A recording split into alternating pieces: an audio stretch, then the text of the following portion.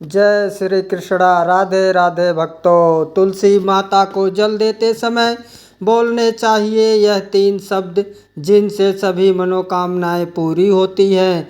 हम आज के प्रवचन में जानेंगे कि तुलसी माता को जल देते वक्त कौन से शब्द बोलने चाहिए। किसी समय की बात है, भगवान विष्णु विश्राम कर रहे थे। तभी देवी लक्ष्मी वहाँ आईं और भगवान विष्णु से तुलसी माता को जल देने के महत्व के बारे में पूछा।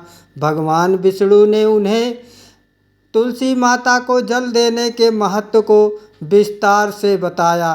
तब देवी लक्ष्मी ने कहा, स्वामी आपने मुझे तुलसी माता के महत्व के बारे में बताया, लेकिन अब मैं यह जानना चाहती हूँ कि तुलसी माता को जल कैसे देना चाहिए।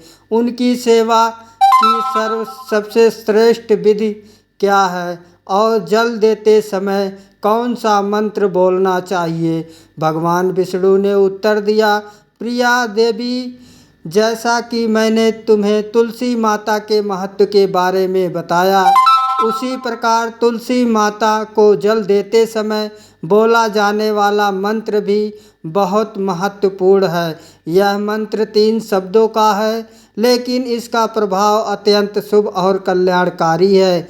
जो भी रोज तुलसी माता को जल देते समय इन 3 शब्दों का उच्चारण करेगा, उसके घर में माँ लक्ष्मी का वास होगा, उसकी दरिद्रता समाप्त हो जाएगी और उसे अपार धन धान्य की प्राप्ति होगी। मंत्र के महत्व को बताते हुए भगवान विष्णु ने कहा, इस मंत्र का महत्व सुनने से ही मनुष्य के सभी पाप नष्ट हो जाते हैं। उन्हें हजारों वर्षों तक तुलसी माता को जल देने के पुण्य का फल मिलता है। फिर भगवान विष्णु ने देवी लक्ष्मी को एक कथा सुनाई। उन्होंने कहा, दक्षिण दिशा में यम नगरी नामक एक नगर था, जहाँ रमेश नामक एक ब्राह्मण रहता था। वह अत्यंत पापी और गलत कामों में लिप्त व्यक्ति था। जन्म से ब्राह्मण होते हुए भी वह धार्मिक कार्यों से दूर रहता था। ना वह पूजा करता था, ना ध्यान जप और ना ही किसी का सत्कार करता था। वह मदिरापान और मांसाहार भी करता था और हमेशा अनैतिक कार्यों में व्यस्त रहता था। और वह ब्राह्मण दिन में खेत में काम करके पत्ते बेचकर अपनी जीविका चलाता था और रात में वेश्याओं के पास जाता था। इस प्रकार उसने अनेक वर्षों तक अपना जीवन इसी पापपूर्ण तरीके से बिताया। फिर एक दिन वह दुर्बुद्धि ब्राह्मण पत्ते इकट्ठा करने के लिए एक शिष्य की वाटिका में पहुंचा। पत्ते तोड़ने लगा। तभी एक काले सर्प ने, जो काल के रूप में वहां उपस्थित था, उसे काट लिया। उसी समय उसकी मृत्यु हो गई। उसकी मृत्यु के तुरंत बाद यमराज के दूत वहां प्रकट हुए और उसकी आत्मा को लेने के लिए आए। वे उसे अमलोक ले जाने लगे। मार्ग में वह ब्राह्मण यमदूतों के सामने रोने और विलाप करने लगा। उसने कहा, हे दूतों, मुझे कहाँ ले जा रहे हो? मुझे छोड़ दो, मेरे प्राण बचा लो। लेकिन यमदूत बोले, अरे पापी ब्राह्मण, तेरे दुष्कर्मों के कारण तुझे यह दंड मिला है। अब यमराज तुझे घोर नरक में डालेंगे। यमलोक पहुँचने पर चित्रगुप्त ने उस ब्राह्मण का पूरा लेखा जोखा प्रस्तुत किया। उन्होंने कहा, है धर्मराज, इस ब्राह्मण ने अपने पूरे जीवन काल में केवल पाप किए हैं। इसने कभी कोई पुण्य कार्य नहीं किया। धर्मराज ने दूतों से कहा, हे दूतों, इस घोर पापी ब्राह्मण को नरक में डाल दो। इसे अपने कर्मों का फल भोगना होगा। यमदूत उसे ब्राह्मण को नरक में ले गए और उसे भयंकर अग्नि में धकेल दिया। वह कई वर्षों तक नरक की यातनाएं सहता रहा। इसके बाद उसे अगले जन्म में बैल के रूप में जन्म मिला। बैल का शरीर पाकर उसने भारी बोझ उठाने का कार्य किया। उसका मालिक उससे दिन रात काम करवाता था। जब उसकी शक्ति समाप्त होने लगी तो मालिक ने उसे एक लंगड़े आदमी को बेच दिया। वह लंगड़ा आदमी उस बैल का उपयोग अपने बोझ उठाने के लिए करता था। बैल ने 8 वर्षों तक उसकी सेवा की। फिर एक दिन वह बैल लंगड़े आदमी को लेकर एक ऊंचे पर्वत पर चढ़ा। अधिक परिश्रम और थकान के कारण वह बैल मूर्छित होकर गिर पड़ा और अंतिम सांसें लेने लगा। वहां खड़े लोगों को उस बैल पर दया आ गई। उन्होंने उसके मुख में पानी डालने का प्रयास किया। उसी वे में एक पुण्य आत्मा व्यक्ति भी था। उसने अपने पुण्य का थोड़ा सा भाग उस बैल को दे दिया। इसे देखकर अन्य लोगों ने भी अपने अपने पुण्य उसे देना शुरू कर दिया। उसी से वे एक वेश्या भी थी। सभी अपना पुण्य उस बैल को देकर उसका उद्धार करने का प्रयास कर रहे थे। यह देखकर उस वेश्या ने भी अपना पुण्य उस बैल को दे दिया। कुछ देर बाद उस बैल की मृत्यु हो गई। फिर उस स्थान पर यमदूत आए और उस बैल के शरीर से उस ब्राह्मण की आत्मा को निकालकर यमलोक ले गए। यमलोक पहुँचने पर उसे यमदेव के सामने प्रस्तुत किया गया। चित्रगुप्त ने जब उसका लेखा जोखा देखा तो वे चकित रह गए।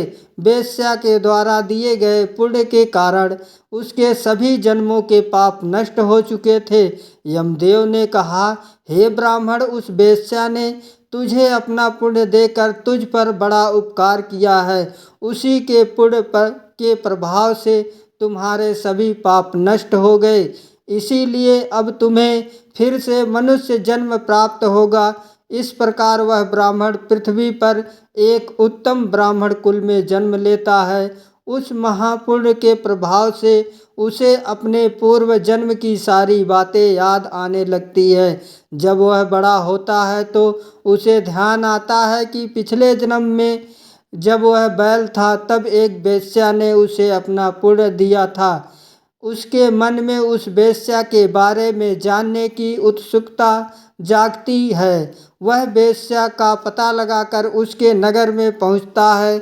वहां वह वेश्या, जो अब बूढ़ी हो चुकी थी, उसे मिल जाती है। वह ब्राह्मण उसके सामने जाकर बार बार प्रणाम करता है और धन्यवाद देने लगता है।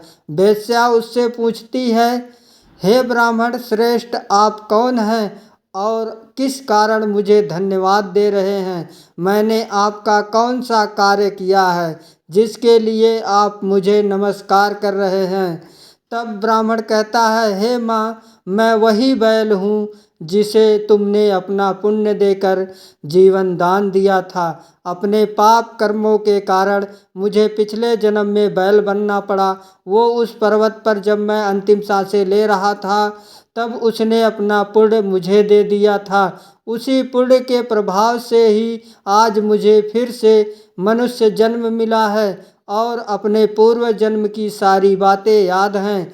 किंतु हे माँ, मैं यहाँ यह जानने आया हूँ कि तुमने मुझे कौन सा पुण्य दिया था जिससे मेरे सभी पाप नष्ट हो गए।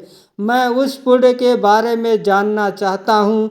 तब वेश्या ने कहा, हे ब्राह्मण श्रेष्ठ, मैंने तो अपने जीवन में कोई पुण्य का कार्य किया ही नहीं था, पर मेरे घर में एक तोता है जो पिंजरे में रहकर हमेशा कुछ बोलता रहता है, जिसे सुनकर मेरा अंतःकरण पवित्र हो गया। वही मंत्र मैंने आपको पुण्य स्वरूप दान किया। फिर वह वेश्या और ब्राह्मण उस तोते के पास गए और उससे पूछने लगे, हे तोते, तुम कौन सा मंत्र बोलते हो जिससे हमारे जीवन का उद्धार हुआ? यह मंत्र तुम्हें किसने सिखाया और इसका क्या अर्थ है? तब उस तोते ने अपने पूर्व जन्म का वृत्तांत सुनाना शुरू किया। वह बोला, हे ब्राह्मण श्रेष्ठ, पिछले जन्म में मैं भी एक ब्राह्मण था। मुझे अपने ज्ञान का बहुत घमंड था। मैंने कभी गुरुजनों का सम्मान नहीं किया, बल्कि उनका बार बार अपमान किया। अपने अहंकार के कारण मेरा स्वभाव क्रोधी और द्वेषपूर्ण हो गया। मैं सभी को तुच्छ समझने लगा और विद्वानों का भी अपमान करता था। कालांतर में मेरी मृत्यु हो गई और मुझे यमलोक ले जाया गया। पूज्य व्यक्तियों और गुरुजनों का अपमान करने के कारण मुझे तोते के कुल में जन्म लेना पड़ा। तोते के रूप में जन्म लेने के बाद छोटी अवस्था में ही मेरे माता पिता का साथ छूट गया। मैं अकेला पेड़ की डाल पर बैठकर रो रहा था। तभी कुछ मुनि उस मार्ग से जा रहे थे। उन्होंने मेरी दयनीय स्थिति देखी और मुझे अपने आश्रम ले आए। आश्रम में उन मुनियों ने मुझे एक सुंदर पिंजरे में रखा और मेरी देखभाल की। वे मुझे प्रतिदिन भोजन कराते और मुझसे स्नेह करते थे। उस आश्रम में वे उनकी पत्नियां और बच्चे प्रतिदिन तुलसी के पौधे को जल अर्पित करते और एक मंत्र का जाप करते थे। उनके मुख से बार बार मंत्र सुनकर मैंने उसे याद कर लिया। तब से मैं उसी मंत्र का जाप करता हूँ। इस मंत्र के प्रभाव से मेरे जीवन में सकारात्मक बदलाव आने लगे। मुझे अपने कर्मों का पश्चाताप हुआ और मेरी मृत्यु भी टल गई। मेरी आयु एक एक 100 वर्ष हो गई और इतने वर्षों तक मैं जीवित रहा। एक दिन रात के समय एक चोर उस आश्रम में आया और मुझे वहाँ से चुरा लिया। बाद में इस वेश्या ने उस चोर से मुझे खरीद लिया। वेश्या के घर आने के बाद भी मैं वही मंत्र बोलता रहा। इस मंत्र को सुनकर इस वेश्या का अंतःकरण पवित्र हो गया। उसने अपना पुराना जीवन सोचकर भगवान विष्णु की भक्ति करनी शुरू कर दी। हे ब्राह्मण देव, इसी मंत्र के प्रभाव से मेरे और उस वेश्या के सभी पाप नष्ट हो गए। यही मंत्र आपको भी पाप मुक्त कर चुका है। इस प्रकार तोते ने उस ब्राह्मण और वेश्या को पूरा वृत्तांत सुना दिया। यह सुनकर ब्राह्मण और वेश्या दोनों बहुत प्रसन्न हुए। उन्होंने तय किया कि अब वे प्रतिदिन तुलसी माँ को जल अर्पित करेंगे और उस मंत्र का जप करेंगे। कुछ समय बाद उस ब्राह्मण, वेश्या और तोते ने मंत्र के प्रभाव से दिव्य विमान में बैठकर विष्णु लोक की यात्रा की।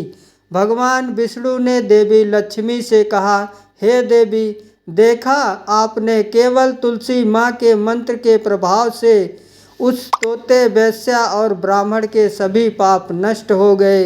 इसीलिए हर व्यक्ति को प्रतिदिन तुलसी माँ को जल अर्पित करते हुए इस मंत्र का जाप अवश्य करना चाहिए। वह मंत्र इस प्रकार है, ओम वृंदावनी स्वाहा, ओम वृंदावनी स्वाहा। जो स्त्री प्रतिदिन तुलसी माँ को जल देने के साथ इस मंत्र का उच्चारण करेगी वह सौभाग्यशाली बनेगी। जो पुरुष इसका जप करेगा उसे अक्षय धन की प्राप्ति होगी। जिस घर में प्रतिदिन तुलसी माँ की पूजा होगी वहाँ लक्ष्मी जी का सदा वास रहेगा। तुलसी माँ का यह मंत्र फलदायी और सिद्धियों को प्रदान करने वाला है।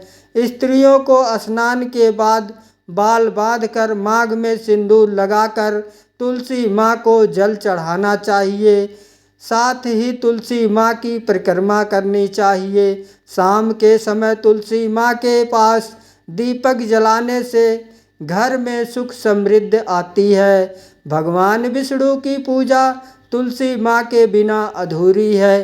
तुलसी का एक पत्ता चढ़ाने से भगवान को उतनी प्रसन्नता मिलती है जितनी हजारों अमृत के घड़ों से नहलाने पर भी नहीं मिलती। जो भी व्यक्ति तुलसी माँ का सम्मान करेगा और उनके इस मंत्र का जाप करेगा उसे न केवल इस लोक में बल्कि परलोक में भी शुभ फल प्राप्त होगा। ऐसा फल तुलसी माँ के पत्तों के दान से मिलता है। जो मृत्यु के समय अपने मुख में तुलसी के पत्तों का जल ग्रहण करता है ऐसा व्यक्ति अपने सभी पापों से मुक्त होकर भगवान विष्णु के धाम जाता है। भगवान विष्णु कहते हैं, पूर्णिमा, अमावस्या, द्वादशी और सूर्य संक्रांति के दिन माध्याह्न काल, रात्रि और आशोच के समय तेल लगाकर बिना स्नान किए अथवा बिना हाथ पैर धोए रात्रि के वस्त्र पहनकर तुलसी के पत्ते तोड़ना महापाप होता है। श्राद्ध, व्रत, दान, प्रतिष्ठा और देव पूजा के लिए तोड़े गए तुलसी के पत्ते 3 रात तक पवित्र रहते हैं। तुलसी के पत्तों को बिना नष्ट किए उसके अग्रभाग को तोड़ना चाहिए। तुलसी की मंजरी, जो सभी फूलों से श्रेष्ठ मानी जाती है, इसे तोड़ते समय पत्तियों का होना आवश्यक है। पौधे को बिना हिलाए केवल अग्रभाग को तोड़ना चाहिए ताकि पूजा का फल और बल। तुलसी के पत्तों को कभी नाखून से नहीं तोड़ना चाहिए क्योंकि इससे पाप लगता है। रात्रि के समय तुलसी के पौधे को छूना या उसके पत्ते तोड़ना अशुभ माना जाता है क्योंकि रात्रि में वह निद्रा अवस्था में होती है। अबे ये तो खत्म।